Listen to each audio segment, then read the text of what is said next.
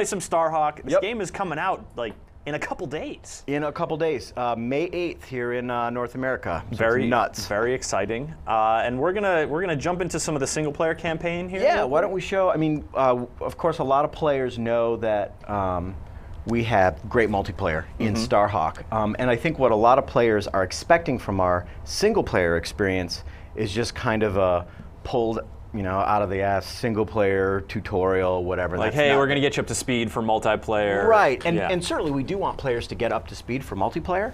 Because that multiplayer is fast. It's fast and it's intense. Yeah. Yeah. Well, true. you've been playing with the testers, so like experts for 2 years. No matter what you tell them, okay, be easy, be gentle. They're not gentle with you. It's a little rough. There's no spooning a tester. No, but it's battle, virtual battle. It is virtual battle. So back to, if we can digress from spooning. Yes. Maybe. Okay. So our single player campaign tells the story of Emmett Graves. He's kind of our hired gun. You'll see him here on the live stream on the internet. It's subtitled for those of you who can't hear me. It goes on and tells a little bit of the story behind Emmett Graves and basically what's motivating him through this kind of space western tale. And all the different missions play out very differently. I skipped the cinematic because people want to see live gameplay. Yeah, you give a little taste of it. Yeah, and then we'll get into the shooting and the So driving. we'll jump into one of the missions, and what's really awesome about the single player campaign in Starhawk is it's incredibly diverse. You've got ground combat, third person action, vehicles, tons of different weapons, air combat, but in addition to all of that, and I hit all the talking points, so like I get a little Sony bonus maybe for that. You also have build and battle, which is kind of like the hallmark of our core mechanic in Starhawk, which allows you to build structures on the fly in the battlefield. And by build, you mean radio up to your buddy who's in low orbit and have him shoot down. Right, it's like calling movie phone, but instead of getting a showtime, I need a big, huge mech. You get a Or turret. I need a bunker or something like that. And it just comes screaming down, and Lord help you if you're standing underneath it. Right, you can get crushed. There is a trophy for getting crushed. For getting crushed. Yep, if you, well, not getting crushed, that's a pitiful I was gonna trophy. say, But someone crushing, standing there just waiting crushing for... someone else with it. So let's go through here. This is one of the missions. I won't, go into a ton of the story details, but we're on the planet of Scourge. And there are some rifters there, which are some of the human colonists that are mining rift energy. And these little glowing guys off in the distance are outcasts. They were once human, but got exposed to rift energy and they became mutated. Made them all angry and scabby. And, well, yeah, we call them scabs. So, of course, they're working me right now. I'm not in easy mode, so if I die, don't ridicule me. Nope, sorry, no deal. Great. So I'll bring up my build and battle wheel, and it's just like selecting a weapon from an inventory, except that I can select a structure. So I'll go ahead and place a structure on the battlefield. This is a sniper tower. You see it crush that foundation. It builds a sniper tower on the fly. All the AI know how to use it, and at the same time, the sniper tower, what weapon does it come with? You want to guess? Rocket launcher. Yes, you nailed it. Perfect. No, it comes with a sniper rifle. I know Sorry, it's a Tom. little bit complex, but you can see the AI guys. There goes Troy, just like an AI Troy and bot. Truett. They're up there, and they've got sniper rifles. Let's go see what they're doing. Let's hopefully, and they can get kills for me too. I've got to. And they can get killed too. Oh yeah, they get absolutely killed. Later on in the game, you unlock a build and battle part called Outpost, which allows you to respawn AI units. Oh, he ducked. What I gotta be careful what I say. This is live TV, isn't it? Well, also, cursing your own intelligent AI here. I know. Well, that's good. Our AI programmer would be happy about that. Our AI ended up being a really big challenge for us. Oh, right over his shoulder. Fire one across Got the him. bow. Yeah, warn him. Put the fear of God into it. I think he's an AI. I don't know if he ever has fear. At any rate.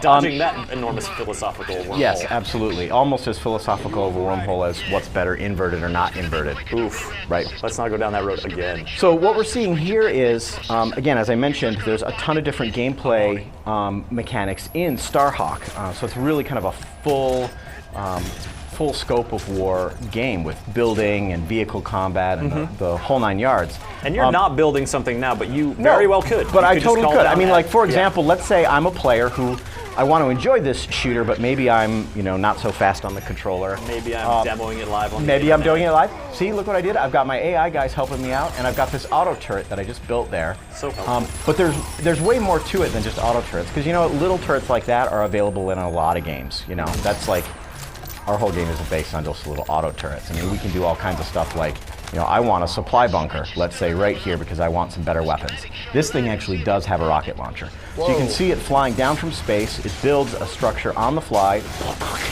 That was my transformer. And you can run right into it while it's building. Yep. You don't have to wait for covered. the stuff to, the scaffolding to go away. Absolutely. It all happens really quick and encourages you to keep going very fast. fast. And that's something we did very intentionally. We didn't want to kind of bring the aspects of RTS over in a way that felt slow or mundane or managey. There was a maxim that the development team had throughout the course of the project, and that was to make building structures on the battlefield just as fun and just as fast as pulling the trigger on a weapon. So, now this is one of the setups that you would have for build and battle. You've got this large pump here. You've got to, of course, throw the switch, right? And that gives you the thing that you've got to protect. And we kept the objectives, the actual objectives in the single player mission, pretty simple, because what we found through playtest is there are a lot of players that are still really conditioned to playing your standard off-the-shelf shooter. Sure. And so we felt that we wanted to keep the objectives themselves relatively simple so that players could really focus their efforts on doing the problem solving and the combat challenge that was build and battle. So in this case, the objective is throw the switch, defend the thing. Absolutely, at its most mechanical kind of game designy level. Right. You've got a MacGuffin, right? And you've got to defend it. And so what happens is Cutter, who's your gear man up in the dropship in orbit of the planet, he's calling out and telling you where the different enemies are going to attack and what type they are. And then you're given essentially a period of time where you can build and prepare your defenses. Which is now, go. Which is absolutely now. So go ahead, now ask me the most complex questions. Well, now we're going to check in with Cynthia because, as you folks know, this is live right now at Tuesday, 11 a.m. Pacific, and we are monitoring chat rooms on YouTube, Twitch TV, and on GameSpot. We've got a new commenting system that is it live, Cynthia? Are we up with that? I believe it is live and up and running. It looks like it's fully functional. Hopefully it doesn't break. Very cool. But yeah, you guys want to ask Dylan some questions about Starhawk, want to interact with the show. Cynthia is your conduit to us. So what are the folks saying? So we do have a question from a YouTube user asking about multiplayer, and if you could just go into a little bit of detail, like local, is there split screen, how's that working exactly? Yep. So of course there's multiplayer. You can go up to 32 players, a bunch of different modes. We've got our classic capture the flag mode, which is tried and true. We've got a really great territorial conquest mode called Zones, which is a carryover for what we did in Warhawk. There also is a co-op mode that allows you to play 2-player split screen locally or 4 players online. Is that for campaign levels? No, we actually did a completely separate mode for campaign, because the story in, I'm going to die because I'm answering questions, but the story in single player is meant and crafted for 1 player. So we didn't want to have... You're Emmett. You're Emmett, right. So when you play co-op, you're playing the different rifters that are running alongside with Emmett. I need to put a turret down there. Yeah, just throw some turrets down. Yeah, let's do that. Give you some help. And you know what? I'm out of Rift Energy, so let's go ahead and get some shotgun action. The currency in the game, I'm going off question here, is Rift Energy. And you basically pull the trigger, you kill people to build, and you build to kill more people. See all that green, the teal energy that's shooting off there? That's the currency in the game. And I collect it, and then I spend it on structures in the game. And you don't have to go running to collect it. No. You kill a guy, that energy's coming to you no matter where you are. No matter what. Even if you're in the air and I'm going to die, I just got shot in the back. But now we get to see them like taunt you. And then it's going to go back to... up close and personal with this scab. There's nothing worse than being taunted by an AI. Speaking of getting Thanks taunted, for putting that in there. So users are wondering if there's how the difficulty scales. So is there like an extreme hard mode for people who want a super challenge or anything like that? Yes, there are a couple different difficulty modes. And in fact, if you actually bring up your uplink, which is like your iPhone or Android device, you can look at the different missions in the campaign, and you unlock different medals depending on the level of difficulty that you beat the game. And there is a ton of replay because the game is so open-ended with how you choose to attack the kind of combat challenges. There's a ton of different replay there. You can, attack the combat puzzles a bunch of different ways. If I just want to sit up here and build a tower and snipe guys, I totally can. Can you build a vehicle? I can. Cutter, because he's a stingy gearman, he hasn't given me any vehicles, but I'm going to get some vehicles here in a little bit. Okay. So this is like a combination of what, like tower defense, Warhawk, Erzog Zui a little bit. Is there anything that is there any specific game that you jumped on, or is it just like? We had a bunch of games in mind. Okay. Of course, Warhawk. We always say that this is the spiritual successor, but it's not a direct sequel. And we looked at games like Plants vs. Zombies even, where you have a concept of, you have a group of AI entities that are going to be attacking from a specific location, and then you have to, use whatever, in their case, seeds to attack the enemies.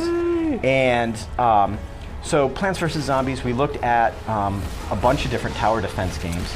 And Warhawk were the main things. And of course, you can't help but be influenced by some of the turret down there. You can't help but be influenced by some of the classic games that really started some of the building, like Battlezone for the PC. Yeah. Or Section 8 had, you could bring in a vehicle. Yeah, that's true. Place down a turret. But I think, one of the things we're really proud of with Starhawk is not only how all of the build and battle integrates with the single-player gameplay, but the multiplayer gameplay, the AI, and the depth that the building structures actually go through. I mean, we can go, let's see if I can do this over here. You'll see these things in the environment, like these little socket points here. Those are places where players can create watertight barriers. So if you want to spend some of your Rift energy to create a choke point and wall off a section completely, you can. And all of these systems work in multiplayer as well. So you can really help build up not only the layout of your base, but set specific choke points. And you just saw there, I actually took a wall and upgraded it to a gate. Which is definitely helpful in multiplayer, especially when you've got a bunch of vehicles riding around, because you've got land-based vehicles like little hover bikes, you've got jetpacks, you have a heavy tank, you've got it's a cornucopia. It is. Yep, Sidewinder jet bike. It's a real fast one-person vehicle. We've also got a huge tank. It's got a great artillery mode on it. And of course the Hawk itself, which can fly around and stomp and transform into a mech and everything. And so hopefully I get one of those here. Was like Starscream was a really big inspiration for you guys on that one? Starscream? The Transformer, the Decepticon? No. No? I was never a fan of Starscream. He always just seemed like super whiny. Yeah. In the cartoon anyways. But we don't know how he is in real life. Dude. We don't want to insult the real Starscream. Right. We'd have to go back into the past to find out really what Starscream was like. All right, Dylan. Well, Starhawk, just out in about 5 days. It's out on Tuesday. Tuesday in North America? May 8th, North America, yep. And worldwide, over the course of the next couple days. Very cool. There's your look at Starhawk, folks. Dylan, thank you so much for coming on, showing it off.